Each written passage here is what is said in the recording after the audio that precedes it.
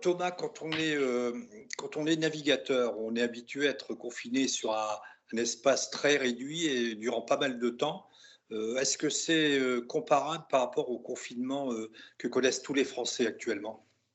Alors c'est compliqué de faire une comparaison parce que quand on est en mer sur notre bateau, c'est quelque chose qu'on a choisi et c'est quelque chose qu'on a préparé. Voilà, donc c'est deux faits très différents parce qu'aujourd'hui les Français ceux qui sont confinés chez eux, ben c'est pas un choix, hein, c'est imposé, c'est indispensable voilà, pour ce qui nous arrive actuellement. Donc, c'est difficilement comparable. Après, il y a quelques points de similitude quand même, ou en tout cas quelques conseils qui peuvent être apportés par rapport à ce qu'on vit nous sur l'eau, où on vit dans 4 ou 5 mètres carrés pendant parfois 2 mois et demi, hein, ce qui est le temps pour tourner autour du monde.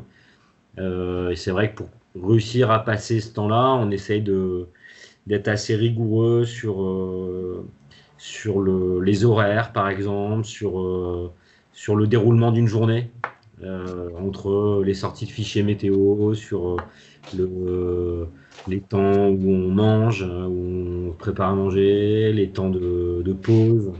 On essaie aussi, quand on est en mer, de prévoir des moments un peu plus ludiques avec l'écoute de podcast, écouter un peu de musique. Enfin, en tout cas, on utilise des moyens pour essayer de s'évader un petit peu et de s'échapper de notre quotidien. Et ça, c'est des moments qui sont importants. Donc, s'il y avait peut-être un conseil à apporter et qui viendrait de l'expérience qu'on a euh, quand on est sur nos bateaux, c'est peut-être celui-là.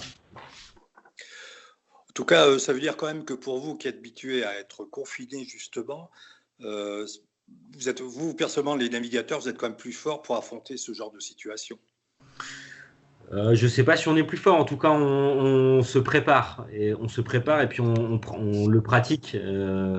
Faire du solitaire, moi, ça fait 15 ans que j'en fais et c'est vrai que sur un bateau, on est dans un espace réduit. En même temps, on est dans un espace réduit et en même temps, on est dans un espace de jeu et un territoire qui est immense. Donc, c'est un peu, voilà, on est un peu les deux finalement. On est bloqué dans cet espace de vie et sur notre bateau, mais en même temps, on parcourt le monde. Donc, voilà, il y a un peu, il y a un peu des deux, quoi. On a quand même ce sentiment de liberté qui est beaucoup plus fort que quand on est bloqué dans un endroit à pas pouvoir bouger du tout. Là, je suis à l'air libre, et même si c'est un espace réduit, voilà, on parcourt le monde. Donc c'est quand même assez différent, je pense.